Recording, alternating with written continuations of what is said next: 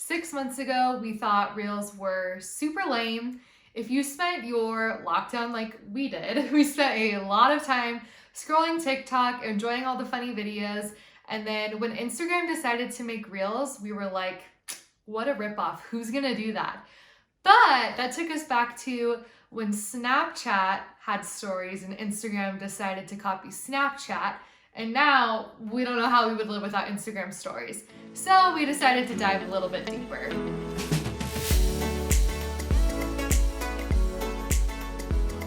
Reels has become a huge part of Instagram as we know it, and we don't think it's going to be slowing down at all anytime soon.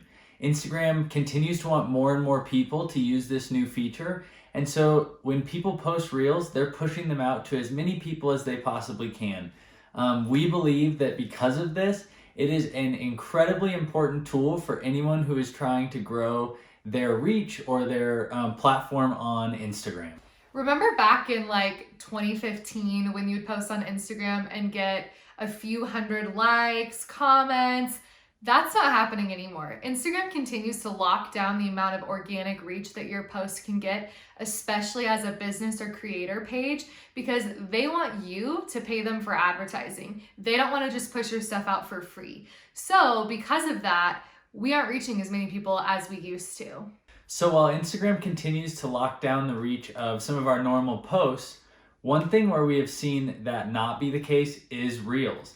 While a normal post, like Carly said, is reaching about 1,000 people, on average, even if you get rid of some of our outlier Reels, we're reaching 3,000 to 4,000 people per reel that we post. That's 3 to 4 times the number of people that are seeing a single reel versus a normal post that we're making. When you include some of the outliers is where it goes even crazier. We've had 2 reels that have gotten to over 20,000 people, 2 reels that have gotten to over 50,000 people, and we even had one that got to almost 130,000 people. That reach is obviously exponentially higher than anything that we get when we're making a normal post. And let's talk about followers. I have been actively trying to grow this Instagram account for the last 3 years, posting almost daily, sharing content, doing everything I can to grow our account. In January of this year, we had about 1,700 Instagram followers. And that was when we started really leaning hard into Reels, pushing them out and creating as much content as we could with those. That bumped up our following by 700 followers, bringing us up to 2,400 followers. That's a 40% increase in following in the last 3 months. Meanwhile, I only got to 1,700 in the last 3 years. So Reels definitely have the ability to go viral and increase your following by a massive amount. We also have noticed just a much higher engagement on our Reels than we do a lot of our other posts. We've gotten comments from people all across the country and people within our network, people who follow us, just saying that they're really enjoying the content that we're putting out and that it's something fun and new and different.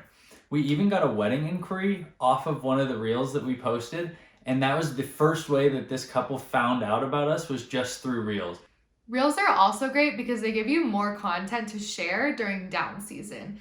I remember last year, even after having shot a full season of weddings, by the time January rolled around, I felt like our content was kind of stretched thin. We weren't getting great engagement because we weren't posting anything new or exciting. It was mostly just recycled content or photos from weddings we had already shared, which people just don't get as excited about. So Reels are a great way to keep creating new content even when you're not out shooting weddings or portrait sessions. So Reels allow you to keep generating that new content and engage with your audience in a really fun way during your off season.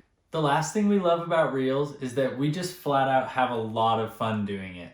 I don't think there's ever been anything that has made us laugh harder or just have a better time, especially with some of the behind the scenes stuff that photographers do for work, than Reels has. It has just been so much fun, and we've laughed and probably laughed till we cried. And I think it's really fun to do that and have people respond to it and engage with that content that you're creating and feel like you're just doing something meaningful.